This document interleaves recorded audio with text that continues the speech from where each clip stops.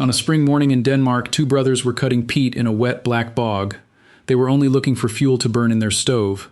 Then one of them stopped digging. There was a face in the mud. It was a man, lying on his side, eyes gently closed. His skin was brown and smooth. You could see the stubble on his chin. You could count the tiny lines on his forehead. He looked like he had fallen asleep an hour ago, but he was not asleep. There was a rope around his neck. The brothers ran for the police. They were certain they had found a murder victim. And here is the strange part. They were right. This man really was killed. Someone really did put that rope around his throat and pull. But no police officer in Denmark could ever arrest anyone for it, because the murder happened 2,400 years ago. His name is the Tollund Man. And for 70 years, scientists have been slowly pulling his secrets out of the mud, one by one. What they found in his stomach in 2021 changed everything we thought we knew about him. To understand him, you have to understand the land he was found in. Denmark is a flat country, cold, green, and covered in water. Thousands of years ago, huge parts of it were peat bogs, soft, wet ground made of dead moss that never fully rotted away. You could walk on it, but it moved under your feet. Step in the wrong place and it would swallow you. These bogs were not empty places to the people who lived there. They were useful. Bogs gave you fuel for fire. Bogs gave you iron, hidden in lumps under the water. Bogs gave you berries in summer. But bogs were also frightening. They were not land, and they were not lake. They were something in between. A door, people believed, a door to another world. And people gave gifts to that door. Archaeologists have pulled swords out of these bogs, cooking pots, gold rings, whole wagons, animals with their legs still tied, and sometimes people. Now picture the world the Tollund Man actually lived in. It was around 400 years before Christ. The Iron Age. Far away in Greece, Socrates was walking around Athens asking questions. But in Denmark, there were no cities, no writing, no money.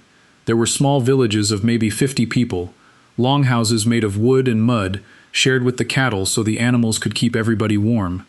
Smoke filled the roof because there was no chimney. Life was hard in a way that is difficult for us to imagine today. You planted barley in spring and prayed.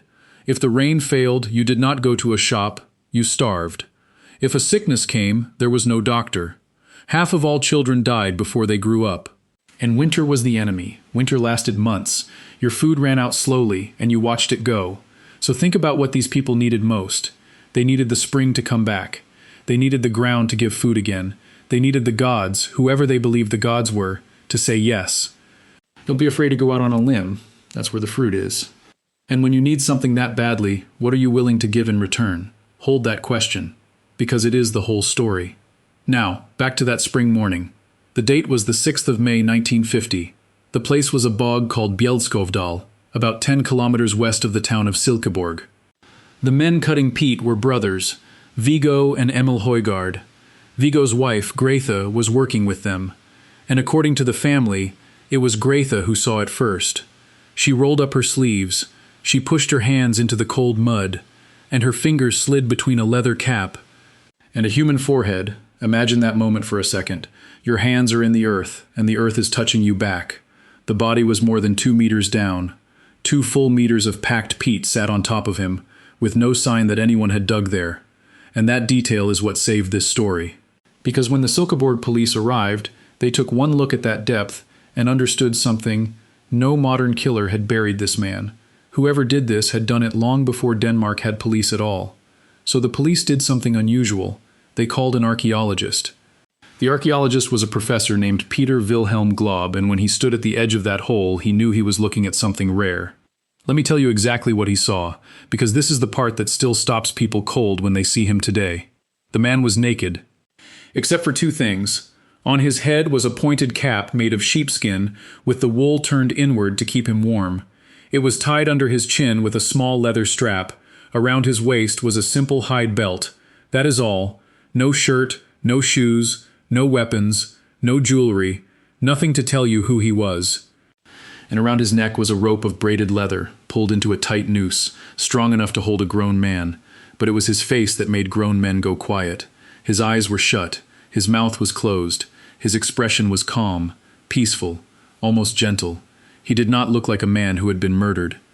He looked like a man having a good dream, and that contradiction, A rope around a peaceful face is the mystery that scientists have been chasing ever since. But wait, how is any of this even possible? A body left in the ground rots. Bacteria eat it. Within a year, there is usually nothing left but bone. So how does a man from the Iron Age still have eyelashes? The answer is the bog itself, and it is a beautiful piece of chemistry. A peat bog is made of a plant called sphagnum moss, and that moss creates almost perfect conditions to stop decay. Three things happen at once. First, the water is freezing cold, all year round. Second, there is almost no oxygen down there, and the bacteria that eat dead bodies need oxygen to live. Without it, they simply cannot work. Third, and this is the clever part, as the moss dies, it releases a natural chemical into the water. Scientists call it sphagnum. That chemical acts almost exactly like the chemicals used to turn animal hide into leather. So the bog does not just preserve the body, the bog tans it. It turns human skin into leather and locks it in place. But there is a price. The same acid that saves the skin also eats the calcium in the bones. So bog bodies often keep their face, their hair, their fingernails, their stomach, while their skeleton slowly softens and disappears. The bog gave us his face and took his bones in exchange. So the next question was the obvious one. How exactly did he die? The rope said hanging, but scientists do not accept the obvious answer just because it looks obvious. In November of 2002, a team re-examined him with modern medical imaging, and the body gave up its answers. The rope had left a clear furrow in the skin, along the sides of his neck and under his chin, but there was no mark at the back of the neck, where the knot had rested. That upward pattern is the signature of a noose, not of two hands squeezing. His tongue was swollen and pushed forward. That is a known sign of death by hanging, and the small bones of his neck were completely undamaged. Nothing was broken. Put together, that tells a very specific and very uncomfortable story. He was not dropped from a height. His neck did not snap. He was lifted, and he was held there, and it was slow. He would have been awake for it.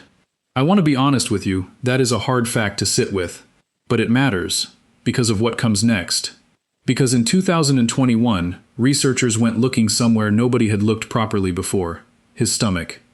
A team led by Nina Helt Nielsen of Museum Silkeborg, working with scientists from the National Museum of Denmark and Aarhus University, published their results in the journal Antiquity. They studied a preserved piece of his intestine, and they reconstructed his final meal, down to the seed. It was a porridge, and it was mostly barley, about 85%, then a wild plant called pale persicaria, about 9%, then flaxseed, about 5%, and in that last 1%, roughly 20 other kinds of plants, most of them common field weeds. There was fish in it too. They even worked out how it was cooked. There were burnt, charred crumbs mixed into the meal, the kind of black crust you get at the bottom of a clay pot when the porridge catches. Someone had scraped the burnt bit off the bottom of the pot and served it to him, and they knew when he ate it. 12 to 24 hours before he died. Think about what that actually means. The last thing this man ever did was sit down and eat a warm bowl of porridge. Somebody cooked it for him. Somebody handed it to him. And within a day, that same community put a rope around his neck. Now here is the detail that turns this from a murder case into something much stranger. Look at how he was left. He was not thrown into the bog. He was not dumped. He was placed. He was laid down on his side, with his legs pulled up, in the position of a person sleeping. His eyes were closed. His mouth was closed. Dead bodies do not do that by themselves. Somebody knelt down beside him in that cold water and closed them by hand. And the rope that killed him was not left dangling. It was cut, coiled up, and laid down beside him. So we have two completely opposite things happening on the same day. A violent, slow, deliberate killing, and then care. Tenderness, even. Whoever killed the Tollund Man did not hate him. That is the puzzle. And that is why most researchers do not believe this was a criminal execution or a punishment. You do not tuck a criminal in. So what was it? The most common answer you will hear is human sacrifice. A gift to the bog, to the gods, to the spring, given so the barley would grow and the village would live. And that idea has been repeated for so long that it can sound like proven fact. So let me be straight with you, because you deserve the truth rather than the story. That answer comes mostly from one man, a Roman writer named Tacitus. Around 100 years after Christ, he described the tribes of the north. He wrote that they pushed certain people down into bogs. He described a goddess of the earth and slaves who were drowned in a secret lake after serving her. It sounds like a perfect match. But there are problems, and modern scholars now say them out loud. Tacitus never went there, not once. He wrote from second-hand stories carried back by traders and soldiers. He wrote roughly a century after the Tollund Man was already dead, and he was partly writing to teach his own Roman readers a moral lesson. We built a whole explanation on a man who was not there. And there is one more thing you should know, something people get wrong all the time. Scientists have tried to get DNA from the Tollund Man. In 2013, a team took samples and tried to read his genetic code. It failed. The bog acid that saved his face had destroyed his DNA. So we do not know his family. We do not know his ancestry. We do not know his name, and we never will. We know what he ate. We know he had worms in his gut, which tells us his water was dirty and his life was rough. In 2024, a new scan of his head showed his brain is still in there, shrunken but present, and one of his eyes is still whole, with the lens intact. We can look at what is left of the eye that looked at those people, and still we cannot ask him the only question that matters. So what do we actually have? We have a small man, about 5'3", somewhere between 30 and 40 years old. We have his final bowl of porridge. We have the rope. We have a face so calm that people who see it in the museum sometimes cry. And we have a silence where the answer should be. Science solved the how. It solved the when, down to a window of about 25 years, between 405 and 380 years before Christ. It even solved the what he ate, but the why is still down there in the dark water. Maybe he went willingly. Maybe he was chosen. Maybe he believed his death would feed his people. Or maybe he begged, and nobody listened. There are more than 1,000 bodies like him buried across the bogs of northern Europe. Most of them have never been studied at all, which means the mud is still holding on to something. And every year, our tools get a little bit better at making it let go. Thanks for watching. If this one stayed with you, like the video and subscribe for more stories where science meets history. Farewell, and keep exploring.